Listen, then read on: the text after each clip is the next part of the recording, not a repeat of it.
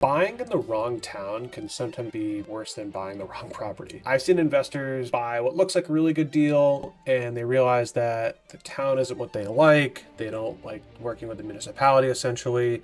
It's never going to cash flow because they honestly chose the wrong location, but they might have liked how it looked. I'm going to break down what I think are the best towns in New Hampshire for small multifamily investing and the ones to kind of be careful with maybe a little bit. So what I would honestly tell you here is that if you're a house hacker, maybe you're trying to just buy some flips multifamily, maybe you like to buy 2 to 4 unit properties, whatever the case may be, you should keep watching. My name is Andrew Bosco. I'm the CEO of the Candor Investment Group, and I'm here to kind of bring you guys some wealth of knowledge on YouTube, hoping to give back to the community because I've learned so much in 2 or 3 years. This is just kind of like really a monologue about just like information that I know to give back so that everybody else can kind of make themselves financially free. Our goal is to help 1 million people reach financial independence. And so I hope that's something where, you can kind of be one of those people that gets impacted and then you can impact somebody else as well. Don't forget to like, share, and subscribe to our channel. We're trying to grow it. My goal is to do 52 videos this year. And the intention is that we kind of keep growing this channel and giving back and helping 1 million people reach financial independence. So why would you want to buy a 2, a 3, or a 4 family? So let's start with that first. The intention of buying those typically, and what I see most often, especially duplexes, is that, to be honest, it's people's introduction into real estate investing. Now, there's some loan packages that you can get that can make it pretty easy to buy those properties. You can put like as little as 3.5% down, 5% down, 10% down to buy a 2, a 3, or a 4 family property. Typically, you have to put 20% down to buy an asset that people, or at least you think you have to. But there's different loan packages now that make it pretty affordable to kind of get into the investing realm. And so what's nice is maybe you're probably trying to buy a 2, 3, or 4 family. This is honestly ideal for someone that's a first-time investor. Maybe you're a house hacker trying to build your portfolio. Maybe you're building a portfolio of smaller buildings just because you don't like dealing with one massive building for whatever reason. I also see people that are renting. This is a really good way to get into the market of like owning a home. So these are pretty much your most common buyers at the end of the day. One of the biggest things with buying your first apartment building, whatever that is, again, a 2, 3, or 4 family in this case, is the extra bit of income. Maybe you buy a 4 family, each unit rents out for $1,000 a piece, and you buy it for, let's say, $400,000. That does a pretty good job. And so that's that little bit of extra income every month could make a big difference, especially maybe you might cash flow like, $100 per door or $200 per door. For a lot of people, that extra little bit of money is a big deal for them. And so this is really kind of a nice way to like buy your first little bit of a portfolio, diversify a little bit into the real estate realm. So you might be wondering what makes it a strong town to buy in. Well, there's different factors you got to think about. So economically, is there a strong employment base? Is it a commuter town? What does that look like? Is there a strong rental demand? Do people actually want to live there? Is there like even like, think about it, a cute coffee shop in the middle of the town. Does it have that? Is the entry price still affordable where you could actually afford to live there, or do you have to go somewhere else? Again, rental demand. Can people afford to actually rent where you are? I don't know about you, but I don't think I could afford living in the middle of downtown Boston just because it doesn't fit my category for wealth. But maybe there's a different town, like maybe I'm able to afford like living in Manchester, for example, where I can,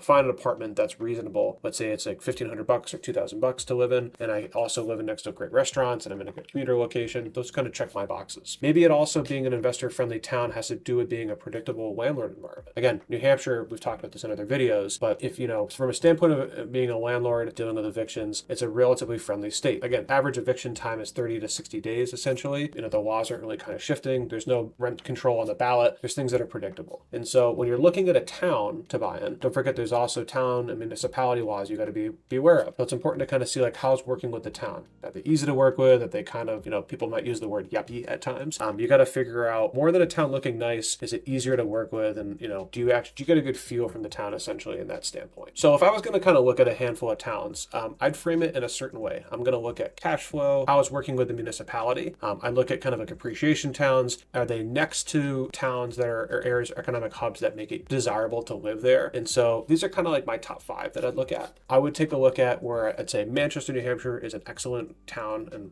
people call it a city, but it's an excellent town to live in. The reality is it's got a ton of volume in terms of multifamily properties. It has the highest concentration in the state. That's a great area to look at. It's strong rental demand. It's a commuter area, plus it also has economic demand. It's close proximity to Boston. It's close proximity to the mountains. It's honestly an affordable place to live in comparison to other areas in the markets, like you're looking at Boston or Portsmouth. It's just a more affordable area to live. And within Manchester, you got to be aware of there's different zip codes and, what are the nicer parts of the city. It's like everywhere else. Second town I'd also kind of consider looking at, if I was kind of checking out New Hampshire a little bit, I'd also say looking at Derry and Londonderry. Now I'm using both of those interchangeably, but but the reality is that they're pretty close to each other. Londonderry is a big area. They have excellent school systems. They're in close proximity to Manchester. They're strong markets in the sense where they have really, really great rental demand, honestly, because of the school systems. They're highly desirable, but they're still next to the economic hub and the highway, so you can kind of drive and go near the Boston market if you need to work there. They're just honestly, it's a super market to be in, and people, I know from a rental demand perspective, they honestly can't get enough rentals there in the first place. The third market I'd look at is probably Nashua and Hudson market, realistically. Great markets to be in from a metropolitan standpoint.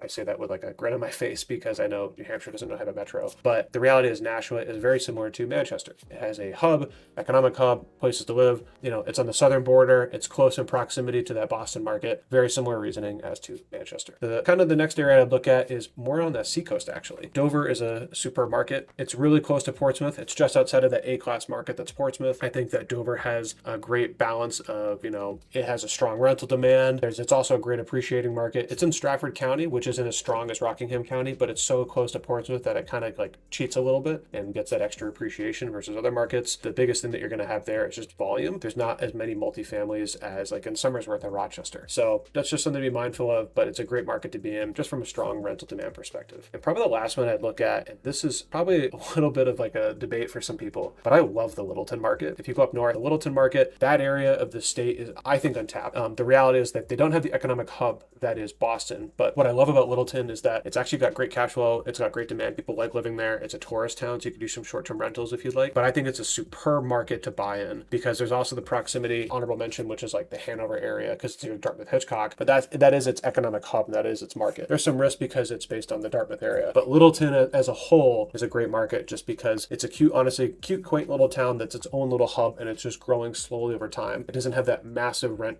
that massive explosion kind of like Boston would give, but I think it's got that strong enough demand where remote work has made it possible for people to live up there, work remotely, and they live in a great quality of life, and they get access to skiing and honestly New Hampshire backcountry. With each of those towns, there's going to be some barriers of entry you should be aware of. I gave you like Manchester, Nashua, Hudson, Derry, Londonderry, Littleton, etc., and also Dover. They all have different pricing. They all are in the same state, and you look at New Hampshire like, oh, it's a small state. It's probably all pretty much the same. I would say pretty candidly that those are all submarkets within the state, and then there's submarkets within those submarkets, like the certain zip codes or neighborhoods. There's going to be certain pricing variations you should be aware of. Now, typically, what I tell most people that are buying, the pricing per unit is something you want to look at. And so the reason I'm telling you this is because I've had somebody bring to me, they're like, oh, I found, and this is in like 2023, I think at the time, they're like, oh, I found a great two-family. I'm like, oh, that's awesome. How much is it? And they said it was $600,000. And I kind of blinked a few times and I said, has there ever been a $600,000 two-family that's sold in 2023? Here we are in 2025. And the answer is yes. But the point in saying is that you need to really know if you're overpaying or not. And so it's important to honestly ask your real estate agent or do some research yourself and say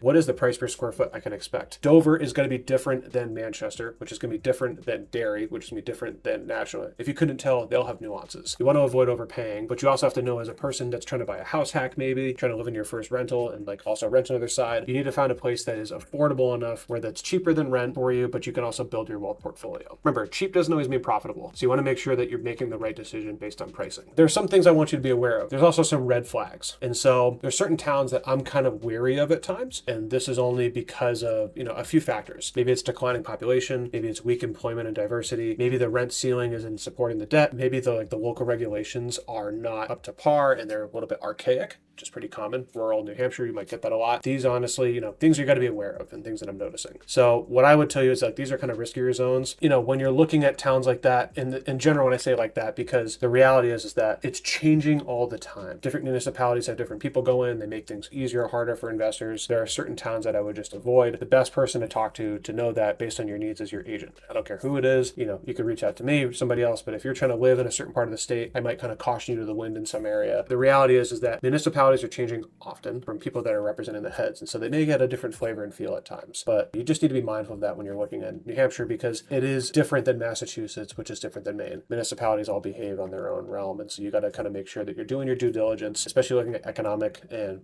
population growth and dynamics within that town. Is it the town, quote unquote, dying or is it thriving? And honestly, you'll get a feel for most of it in New Hampshire if you just drive down the middle of town. So if you're looking at a 2, 3, or 4 family, why are you doing this and for what reason? Again, more often than not, it's a person that wants to house hack hack. Maybe they want to buy their first rental. Maybe they're going from a rental. Maybe they're renting and they want to buy a property, but it's a single family, but they can't afford it. Or maybe they want to build a rental portfolio. Great person for it. Maybe you're a serial investor that likes to buy bigger 3 or 4 families in assemblage. Could be your own reasoning. This is really a great fit for somebody that wants to have smaller buildings, maybe a little bit more control that way, buy and hold mindset. Someone that's really kind of looking to think long term in that regard. Maybe you're prioritizing cash flow at fewer doors. Everyone has their own reason. And the reality is this is a great strategy for somebody that is just trying to start and build their portfolio, but also keep adding it intentionally over time. I know a lot of investors that won't even look at 2 to 4 units. I know some guys that only buy 3 and 4 families. And I know some people that only buy 5+. Different reason for different people. So you got to decide who's it for. Again, this isn't for someone that wants to do short-term flips, buying that value add, especially if you're a house hacker. You think you're going to go in there with an FHA offer and get like the biggest POS in the world. But the reality is that it's going to be tough to do that because it might not pass financing. So when you buy a house hack, just have the intention that like you might own this for 5 or 10 years and then you're going to deploy somewhere else. I hope you enjoyed this video about looking at 2 to 4 unit multifamily properties in New Hampshire. There's some towns that I kind of mentioned that might be good for you to look at. Again, your reasoning and might be kind of varied depending on what you're looking for, but I gave some really strong towns and markets that I personally enjoy. I help investors like this all the time. Everybody at Candor Investment Group is an agent in their local submarket, and we know a lot of these submarkets pretty intimately. I recommend having a conversation with one of our agents, or really any agent for that matter. And the reality is, if you're just starting out, you're trying to scale, definitely reach out to us. Honestly, a 15 or 20 minute phone call could probably save you quite a bit of money and preventing you from making the wrong decision. So if you're actively looking at buying duplexes or a 3-family or 4-family, I don't want you to have any guessing. Just reach out. We're an open book. I'm definitely an open book. My information's in the description. Happy to kind of talk you through anything that makes sense. I'd love to give you some guidance. As someone that has lived in a house hack, and I lived in 2, it's a great strategy, and I'm happy to support you along the way there. If you need anything at all, you guys know to reach out. And as always, like, share, and subscribe. Thank you so much.